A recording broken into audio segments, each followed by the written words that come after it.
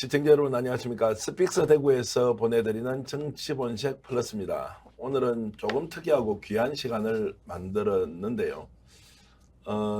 여러 젊은이들이 우리 정치의 중심이 아니라 변방에 있다. 이분들을 어떻게 정치의 중심에 내세울 것인지를 놓고 고민하는 분들이 많습니다. 그래서 오늘은 80년대생 세 분을 모시고 과연 우리는 어떤 젊은 정치인들을 키우고 양성하고 또한 정치의 주역으로 만들 것인지를 짧지만 깊이 있는 논의를 진행해 보려고 합니다.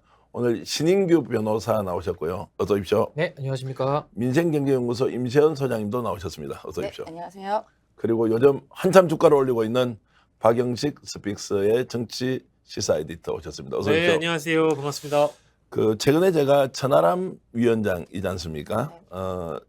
인터뷰를 하니까 대구 경북에서 좀 새로운 정치에 걸맞는 젊은이들, 특히 20대, 30대 정치 지망생들이 있으면 꼭 소개를 좀 해달라. 이런 말씀을 하셨습니다. 그 얘기를 듣고 우리가 좀 기성세대로서 뭔가 놓치고 있었다. 무엇이냐?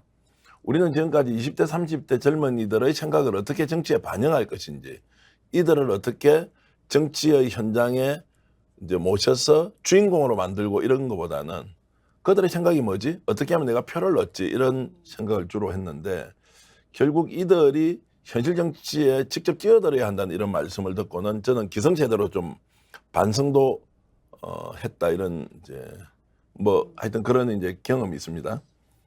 이제 제가 이제 좀 처음 질문으로 좀 드리자면 왜 지금 기성 정치인들은 젊은 사람들을 정치의 주인공이 아니라 일종의 관객으로 생각하고 여기에 매우 익숙해져 있지 않습니까? 네. 그런 부분에 대해서 임시현 소장 어떻게 생각하십니까? 일단 제가 특정 세대들에 대해서 그분들이 계속 이 권력을 유지하려고 한다는 것에 대해서 비판을 하는 것보다 그냥 전반적인 그런 정치의 흐름을 보면 예전에 지금의 말한 586 우리 민주당으로 따지면 586 세대들이 지금 거의 이제 최강의 기득권을 하고 있죠.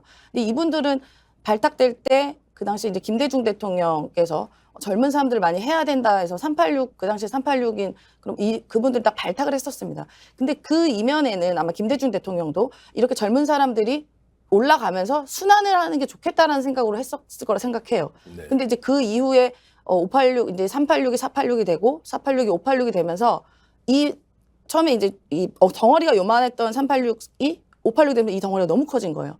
그러다 보니까 그 아래에 있는 세대들은 여기를 뚫고 나가기가 어렵고 심지어 뚫고 나가게 되면 오히려 제압당하는 그런 상황이 한 30년 동안 반복되다 보니 약간 제일 중간에 낀 세대들, 이른바 70년대 초중반 세대들 같은 경우는 약간 자포자기한 세대들이 됐더라고요. 네. 우리가 뭐를 해도 저 선배들을 이겨나갈 수 없고 그리고 지금은 또 아래에 있는 후배들을 또 올라오는 후배들에 대해서 또 중간에서 약간 낀 거 아니냐. 라는 그런 문제의식이 또 있는 것 같습니다. 그리고 또 이제 이른바 80년대생 같은 경우는 이 586 거대 세력에 맞설 수는 없는데 뭔가는 해야겠고 하다 보니 70년대생과 그 조그만 그릇 갖고 싸우는 모양이거든요.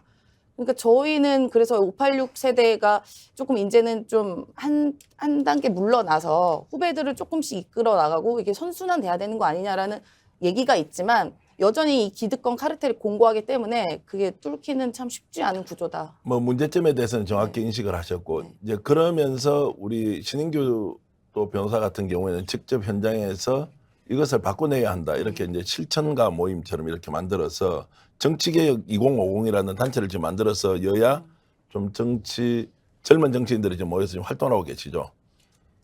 예, 지금 2050도 저는 하고 있고요. 네. 저는 또 하나 제가 이제 국바세를 네. 통해서 젊은 보수 정치인들도 저희도 이제 계속 이렇게 제도권으로 들어갈 수 있도록 이제 그런 문호 개방에 저희가 열심히 임하고 있는데요.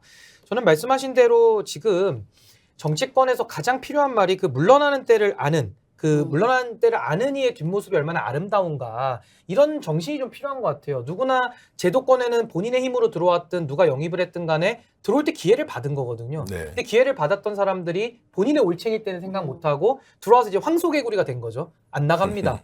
그리고 잡아먹지도 못해요. 황소개구리를. 그러다 보니까 계속 기득권화가 됐고 이 성벽을 다음 세대들이 뚫고 들어가야 되는데 저는 여기서 원인을 찾는 것이 과거 세대들은 산업화라고 하는 공통의 어떤 그 인식에 연대가 있고 또 민주화라고 하는 하나의 그런 카테고리로 묶을 수 있는데 그 다음은 없는 겁니다. 그러다 보니까 저희 같은 세대들은 어떻게 공통의 가치로 묶을 수가 없는, 그러니까 연대가 안 되고 어떻게 세력화가 안 되는 이제 그런 한계가 전 있다고 보고, 그럼에도 불구하고 저희 보수정당 내부에서는 이준석 대표의 그런 억지 해임, 그러니까 축출 과정 속에서 나름의 그 에너지를 저희가 지금 모아놨거든요. 그래서 저는 이 기화를 통해 가지고 뭔가 이런 젊은 세대들, 꼭 젊지만 않아도 정치에 외곽에 있었고 신인들이 저는 뭉쳐서 이 세력화로 뚫고 나가야 된다는 계획을 갖고 있습니다. 근데 박영식 앵커한테 좀 질문을 드리자면, 오늘도 이제 민주당 쪽 또 국민의힘 쪽에 활동하시는 두 분 뭐 젊은 정치인이 오셨는데, 오히려 국민의힘 쪽에서는 아무래도 젊은 사람들이 이렇게 좀 이렇게 발굴을 한다든지 또는 적극적으로 참여한다는 길이 좀 열려 있는 것 같은데, 네.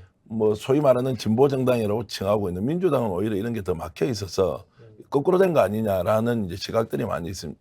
그런 부분 어떻게 보세요? 맞습니다. 역설적이고 굉장히 모순적이라고 저는 생각하고요. 뭐 대한민국의 민주 진보 정당인 민주당 내부에서 어떤 세대의 특히 586 세대라고 비롯되는 그 옛날 이제 지금의 이제 세대들로 지금의 시대 젊은이들이 보기에는 옛날 정치인들이 자신의 기득권을 내려놓지 않을 뿐더러 청년들에게 새로운 정치를 하려는 분들에게 꼭 세대를 거론하고 싶어서 이런 얘기를 드리는 게 아니라 벽이 너무 견고하다. 그러니까 저는 새로운 정치가 등장하기 위한 세 가지 배경이 필요하다고 생각하는데, 하나는 이제 그 양당 내지는 민주당 내부에서 당내 세대 투쟁이라는 게 분명히 필요하다고 생각하고요.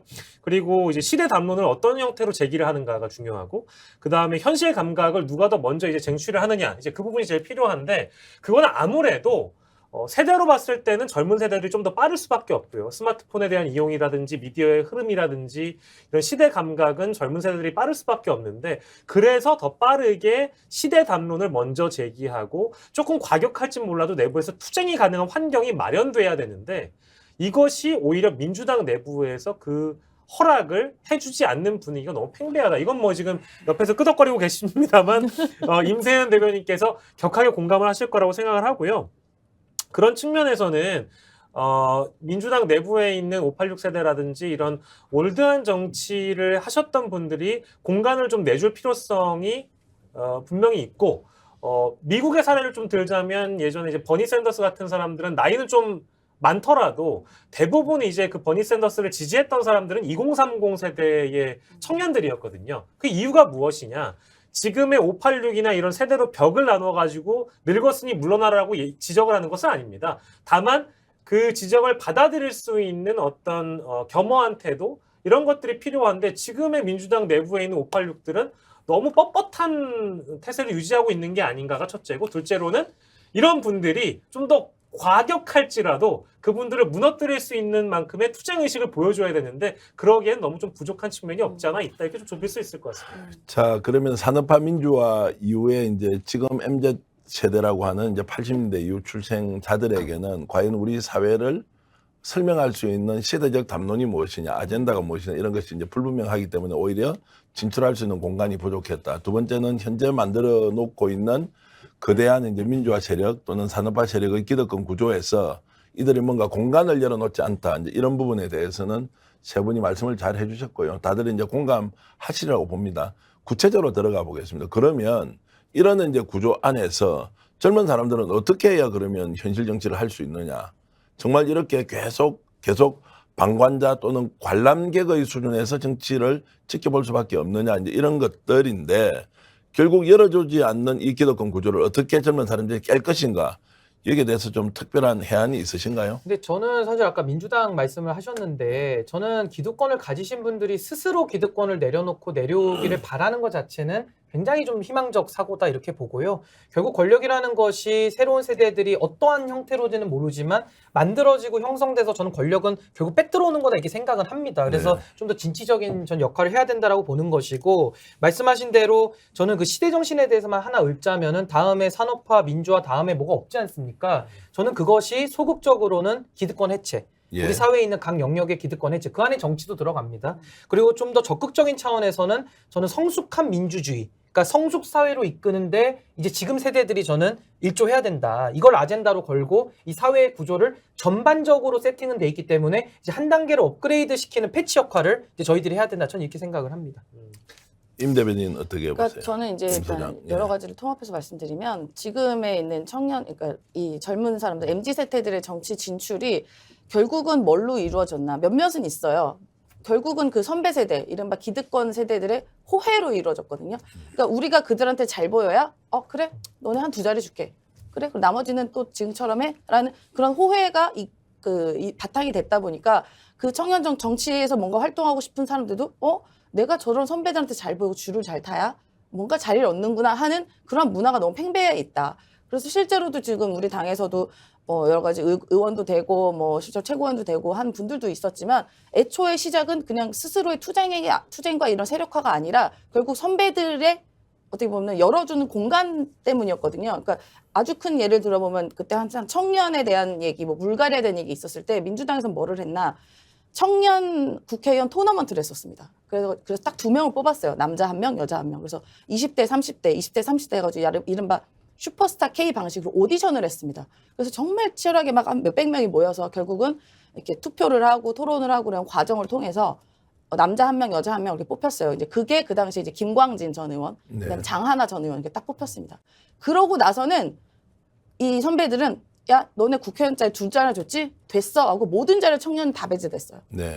그러니까 과연 그게 옳으냐. 근데 물론 그 2분은 훌륭하신 분들이고 여러 가지 청년 정치가 좀 더 이렇게 발판이 되게 노력은 했었지만 그럼에도 불구하고 우리는 여전히 야, 선배들한테 뭔가 과실을 따먹고 주는 걸 받아 먹어야 뭔가 할 수 있구나가 여전히 민주당이 팽배해 있다. 그리고 지금까지도 마찬가지거든요. 그러면 조금의 변화가 있는 것은 무엇이냐. 지금 국회의원짜리로까지는 좀 어려움이 있더라도 기초의원 단위들, 시의원, 구의원 그 단위에서는 여러 청년 정치인들이 많은 도전을 하고 있고 그 도전에서 좀 많이 호응을 받고는 있긴 합니다. 근데 그 수는 아직은 미미하고요. 근데 여전히 그럼에도 불구하고 그 자리도 공천이란 제도를 통해서 해야 하기 때문에 그럼 결국 또 지역위원장한테 잘 보여야 되는 거거든요.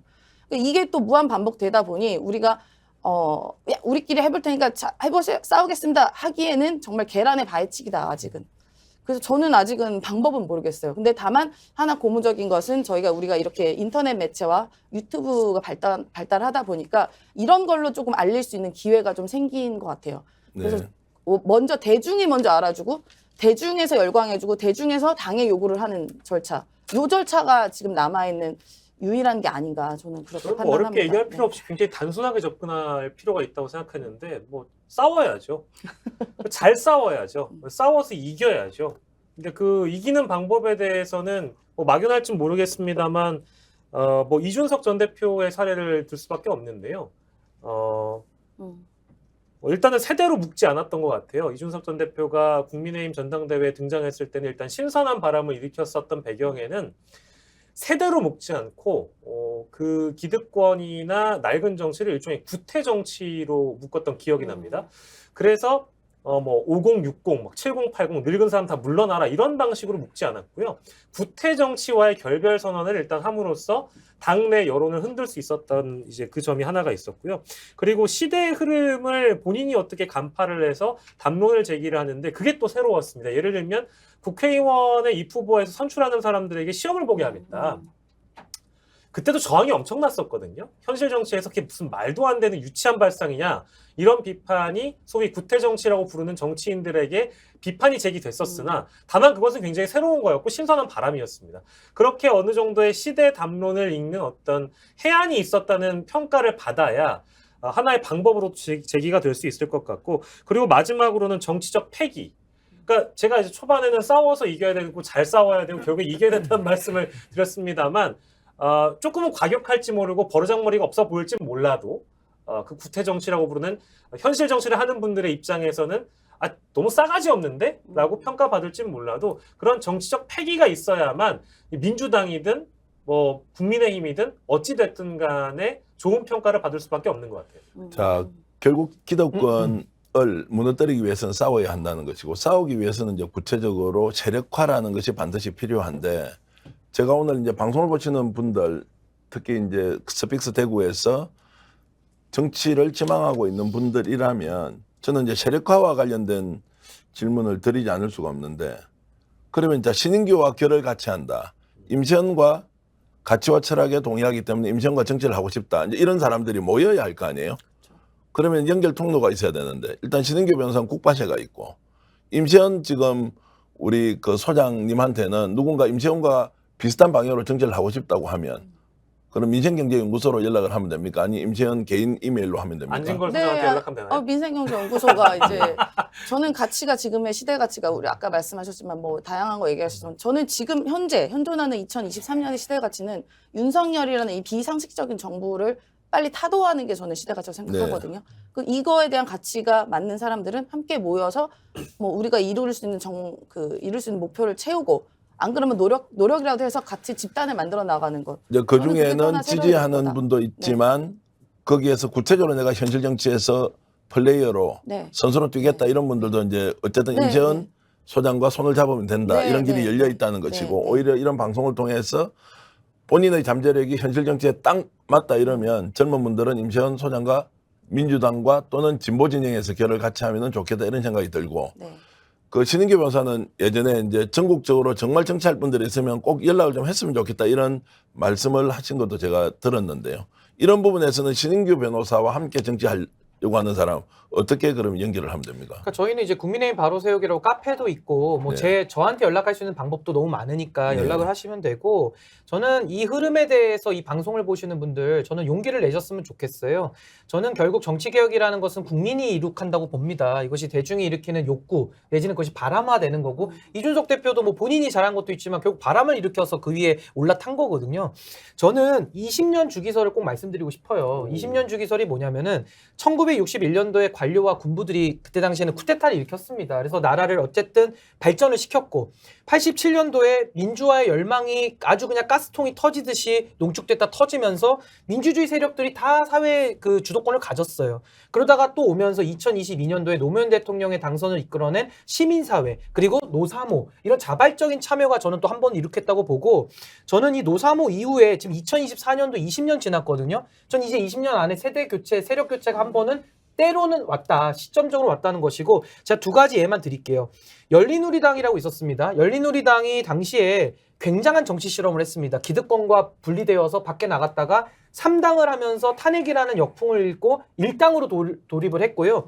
보수 쪽에서도 뉴라이트라고 있었습니다. 뉴라이트에 대한 우리가 평가를 여기서 하자는 것이 아니라 그 세력들이 박근혜, 이명박 붙었을 때 박근혜 대통령 다 따라갔을 때 MB 대통령 지지하면서 이 세력 교체를 이뤄냈어요. 지금도 뉴라이트 세력들이 윤석열 대통령과 손을 잡고 이 나라를 지배하고 있고 또 친노 세력들이 지금도 이제 친문과 결합이 돼서 이재명까지 온 거거든요. 전 2024년도에 뭔가 국가적인 변화의 에너지가 저는 나올 때가 됐다. 저는 이렇게 봅니다. 자 그러면 이제 그 진정한 진보 정치를 원하면 임시현 소장과 하고 성숙한 민주주의를 원하는 보수 정치 지향 우리 사람들은 신인규 변호사하고 하면 되고 그럼 박영식 앵커는 예. 진정한 앵커와 아나운서로서 평론을 제대로 하려면 박영식 팬클럽에 가입하면 됩니까? 그냥 스픽스를 보면 됩니다. 서피스를 보면 돼요. 아니면 요즘 박영식 앵커 팬들이 굉장히 많이 늘어가지고요. 예. 야 심지어는 아주 대한민국의 중요한 프로그램의 메인 진행자로 가야 한다고 옆에 계신 분들이 많이 추천을 해주시던데 이 방송을 보시는 젊은 분들이 어떻게 하면 토론을 잘하고 또 논리적으로 대중을 설득시킬 것인가 이런 데 궁금증이 있으면 언제라도 박영식 앵커한테 연락을 해서 여러분들이 박영식의 팬이 된다면 더 좋은 정치를 할 수 있는 이제 기본을 갖출 수 있다 이런 생각을 하고요. 짧은 시간이지만 세 분 말씀을 통해서 결국 앞에 앉아 계신 이 세 분이 대한민국을 이끌어가야 하고요. 이끌어가는 길에 저희들이 스픽스가 조금이라도 도움이 될 수 있는 일이라면 언제라도 뒷배가 되어서 열심히 밀어드리겠습니다. 그리고 지금은 기득권 세력 기성세대가 마치 대한민국을 다 바꾼 것처럼 국민들에게 얘기하고 있지만 실제로 그분들도 처음 시작할 때는 다 초보였고요. 패기와 열정 가지고 대한민국을 이렇게 바꿔왔으니 오늘 이 자리에 앉아 계신 세 분 예비 정치인 또는 우리 사회의 주역들은 그들보다 훨씬 더 많은 지식과 경험을 갖고 있기 때문에 더 나은 대한민국을 만들 수 있다는 확신을 하면서 스픽스 대구를 보고 계시는 분이 신인규 변호사, 임시현 소장 그리고 박영식 앵커를 계속 주목해 주시길 진심으로 바라겠습니다. 정치본색 플러스 모두 마치겠습니다. 여러분 고맙습니다. 고맙습니다. 고맙습니다.